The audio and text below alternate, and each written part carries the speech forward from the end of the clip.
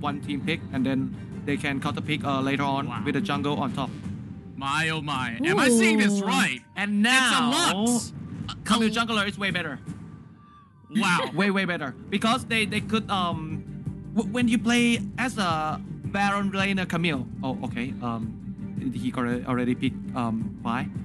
As a jungle Camille, you can always go for the pick off, right?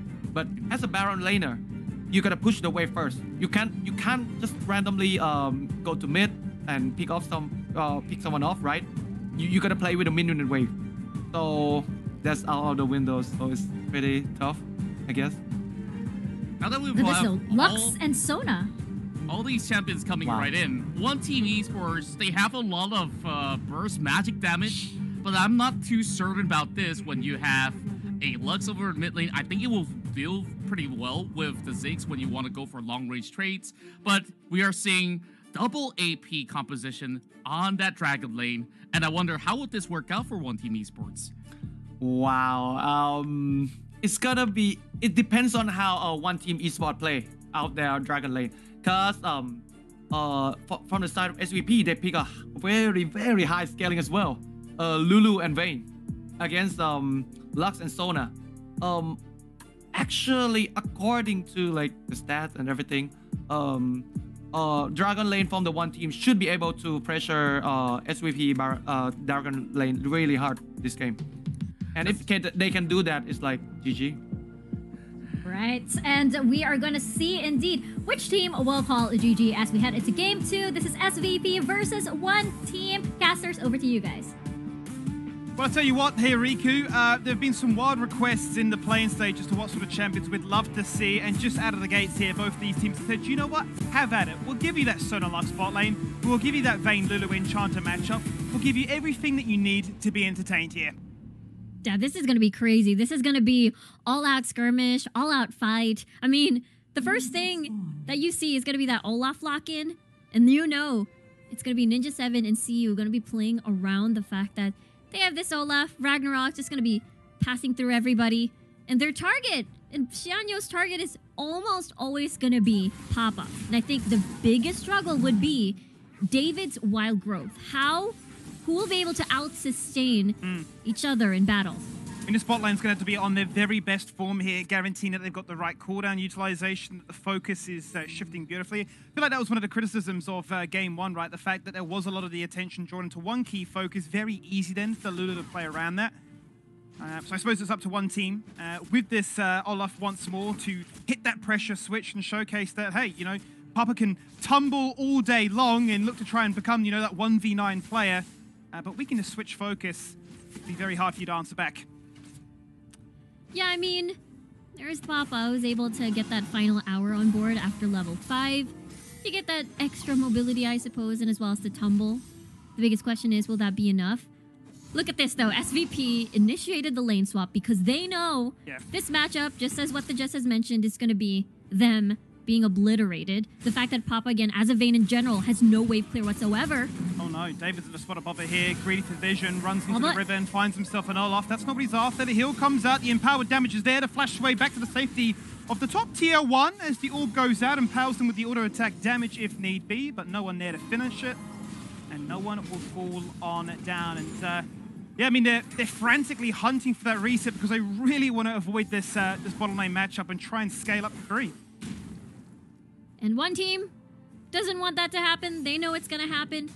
And they just basically haunt SVP like a ghost here with this very oppressive 2v2 matchup. And I think the scariest part is that one team has all the tools in the world to be involved in these skirmishes. You've got, what, almost everyone will get priority over here.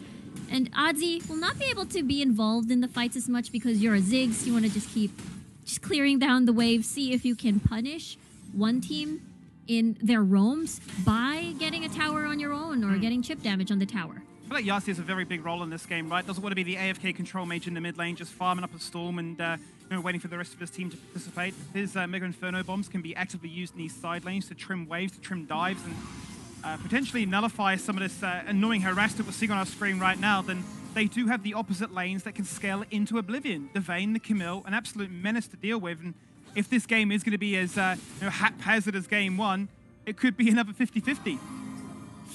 Yeah, that's the thing, right? So SVP hoping to scale. One team, though, when we look back at their previous games today, they've been incredibly proactive, is able to get early game leads, and so far it's looking to be the case because they have been making moves around the map as we get to see Baya having to tag team with Shanyo most likely, especially if he gets priority.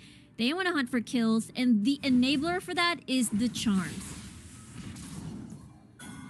Yeah, and every single time you see that lane pushed out, you just have to know that that RE is unlocked, is going to start roaming, and I'm sure the Olaf won't be too far behind. Now, SVP's bot lane has been locked in place here for a very long time. There is the flash. You've got yourselves the chilling smite. Burns double flash to try and disengage away. Here comes Allbot, all in with his Sodom battery. The satchel charge to disengage.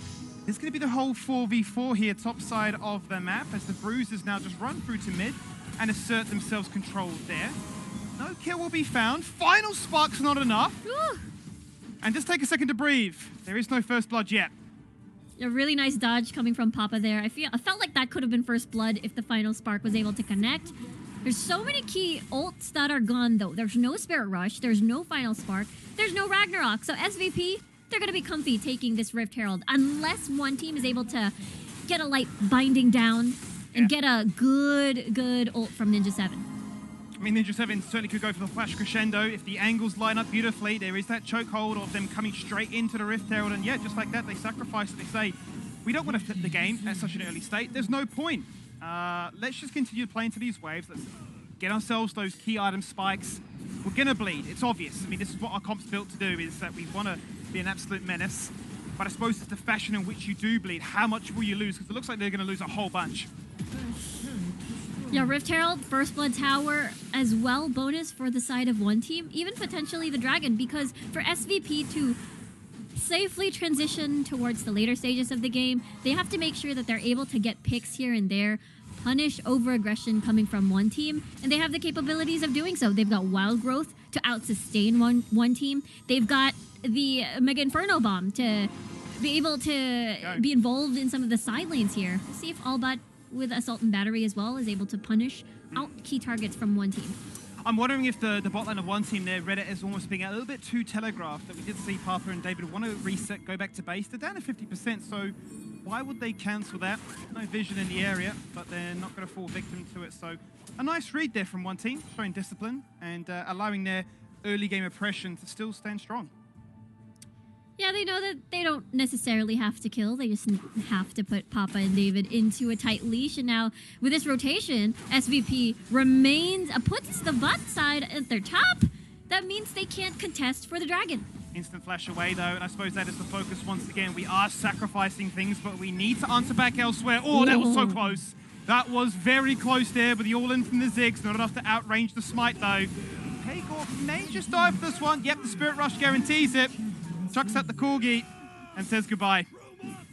Effortless by Baya here. Again, this tag team of a duo with Shanyo and Baya is just so deadly.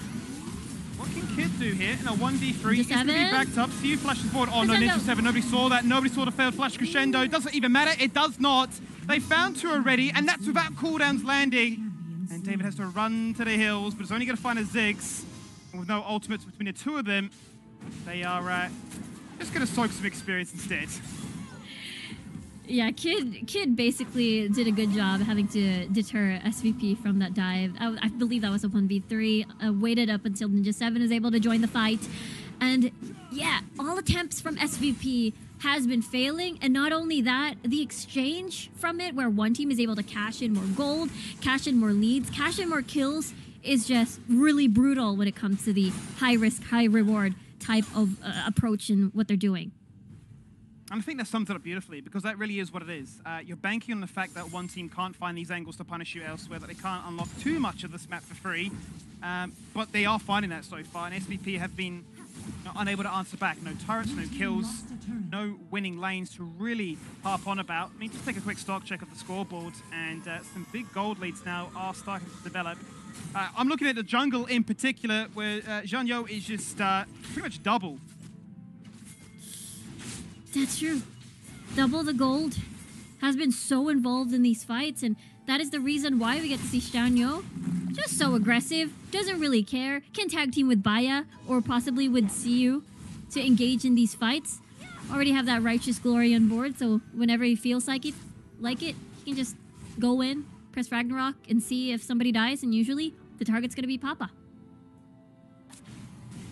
Frustration there for Papa, though, as he's looking to try and amp up the ante with the Silver Bolts. He's got himself that Blade of the Rune King, because certainly he's working towards some of that dueling potential, which is what Vayne is so coveted for. But up against Kid here, who has Flash, has Ignite, and has a Black Cleaver too. Now has actually just completed a Death Stance. Far too strong, even with the cheating of the tempo, with that Art Sensor from David to back him up with. So worrying times here, but they do have double Trinity Forces, so if they can get themselves a bit of free map time, they're sieging, they take a bit of a punch. Yeah, that's the thing. One team, all single lanes, probably except for Papa versus Ninja 7. Papa is able to still catch up in gold no matter what, but the rest of the lanes have been struggling, therefore one team is able to strong arm, plant these deep vision, see if somebody overextends inside their own jungle alone. You bet one team's gonna go there, visit you, and make sure you get punished in your own jungle. I suppose revisiting the point we brought up before, right? When you are drafting scaling, you are looking to try and stem the bleeding and just, fade into that mid to late game where you do start to become relevant. They're down 10,000 gold now. It feels like too steep of a hill to try and overcome. Yeah, it's one team just getting everything. All the objectives, all the towers, all the bonuses, First Blood Tower. And unfortunately, the Mega Inferno Bomb at this point is not going to deal a lot. Just the Luden's Echo, you need that Rabadon's Death Cap at least to boost a little bit more of that damage. So right now, Mega Inferno Bomb, really relevant when it comes to minions, not so much about champions. And it felt like we were, excited for what the Ziggs could offer. It could be that fantastic transition from early to mid to try and at least be competitive in this match. We've seen a number of times Olbart has looked to try and get the ball rolling, also to answer back with some trades of their own, but that play's always been red. The Assault and Battery hasn't let them any kills. And one team just having the freest game of their life. They're literally taking anything, and you just look at the way they're posturing, the way they're rotating around this map. Not a fear in the world.